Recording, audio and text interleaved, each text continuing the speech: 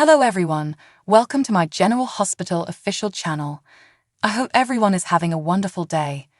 Before we begin, please hit the subscribe button and give this video a thumbs up. Valentin was about to phone Nano and Anna came in, astonished to find where he'd been hiding. Charlotte walked in, evidently upset to see Anna.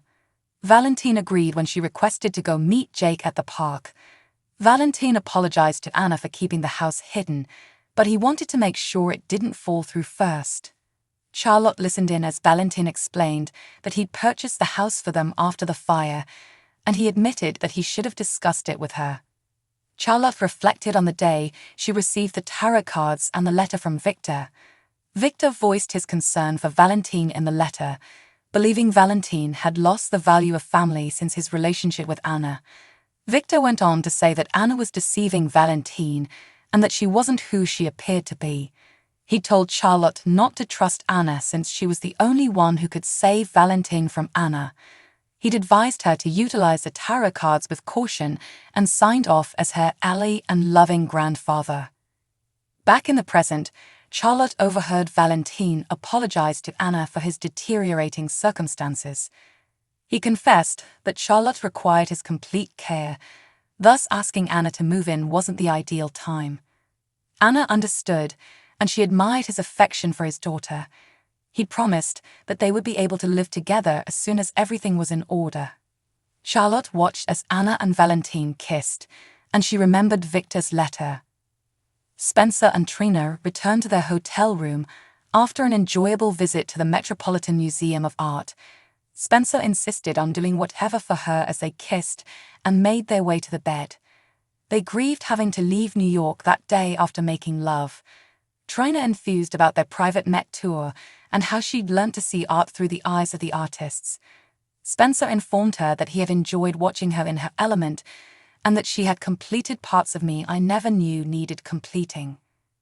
Spencer went on to say that being away from Port Charles had let him realize how much he adored Trina even more. He suggested one last supper before they left. They kissed passionately, and she liked to eat in bed. Room service it is, Spencer concurred. A little time later, there was a knock on the door, and their supper was delivered. The two were later dressed and packed. Adieu, room. Thank you, Trina muttered longingly as they walked away. Gregory walked into Alexis' office and inquired whether she had seen his latest work.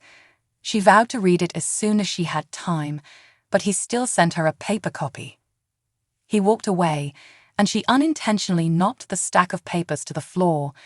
When she went to get them, she discovered an extra piece of paper with a list headed Bucket List. She read it but quickly put it away as she heard Gregory arrive. When he came in, she handed him the papers back and promised to read his article on her phone. When he dropped the papers, he discovered his bucket list had been mixed in. Alexis acknowledged that it was an impressive and diverse list, and she speculated on what they might do next. Skydiving, he remarked, but she declined to assist. They were sweating it out at a hot yoga session a short time later, crossing that one off his list.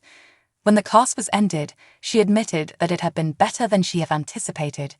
He thanked her for accompanying him and wondered if she would do it again. No, she responded flatly, and then inquired about the next item on her bucket list. Gregory assumed he would make a decision after speaking with Chase. Finn flooded Chase's eyes in a medical room and joked about pepper spray safety. When he was finished, he told Chase he would meet his brother in the lounge. Tracy emerged from the elevator as Finn was leaving Chase's room and informed him that she had been reinstated on the hospital board. He joked that he would resume pretending to work because she was technically his boss. Tracy was about to terminate a chat with Monica when Chase sat down in the lounge, his eyes still crimson. Tracy rushed over to find out what had happened to Brooklyn or Gregory.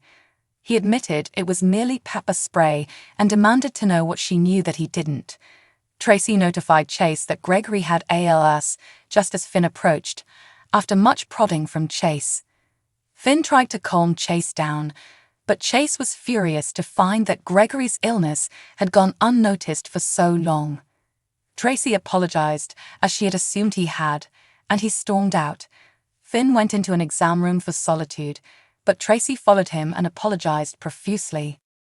Tracy informed Finn that there was no good way to handle a scenario like that if he and Gregory waited too long to notify Chase. "I handled it wrong," Finn admitted. Chase sobbed on the ground outside. Sonny revealed at Sasha's that he was aware of Gladys stealing Sasha's money to pay off her gambling debt. He swore to make sure she stopped lying, and it was time for her to pay for her deception. "It's worse than that," Sam added, explaining who Montague was and what he'd done to Sasha at Gladys' command. Gladys was appalled when Sonny told her that she could have gone to Sonny for help, but she was simply a user. He requested that Sam depart. Gladys pleaded with her not to go. Sam frowned and claimed that Sonny would take care of everything, and she walked away. Sonny removed his coat and ordered Gladys sit. He believed that it was always best to get everything off one's chest without whining or making excuses. Gladys acknowledged all she'd done to Sasha, tearfully and matter-of-factly. Sonny summoned Frank to the flat. Gladys was assured that Frank would be returning her to her old life in Bridgeport. Sonny warned Gladys that if she left Bridgeport, told anybody they were connected, or even put a quarter in a slot machine, he would find out. He told her that if she performed any of those things, Frank would take her on another ride, which would be her last ride. She proceeded to get her suitcase, but Sonny told her she couldn't because Sasha had paid for it. "Get out of my sight," he said, as Frank led her out the door. Mac requested that an officer collect Cody from his holding cell and transport him to the questioning room at the PCPD. Mac was waiting in the questioning room when the officer entered and informed him that Cody was not present. He said that Cody had been released into Dante's care to return to Ferncliff. "Oh boy, let's go," Mac said to the cop. Montague pushed Sasha on the bed and turned the syringe on her at Ferncliff. The door slammed open, and Cody screamed that Montague dropped the syringe and released Sasha. Montague grabbed Sasha and pressed the syringe against her, ordering Cody to move out of the way. Janice came in the doorway as Cody finally moved away from the door. Montague had been drugging Sasha since before she came at Ferncliff, according to Cody. Montague told Janice to keep every door open for him and Sasha, but if any alarms went off, he would kill Sasha. Cody, he said, needed to stay and not follow, or Sasha would die. Sasha then elbowed Montague, and Cody pinned him against the wall, knocking the syringe out of his grasp. Cody let Montague go as Dante approached with his revolver drawn. Montague sought to play the victim when Mac arrived with an officer. Janice refuted Montague's story and gave the cops the whole truth.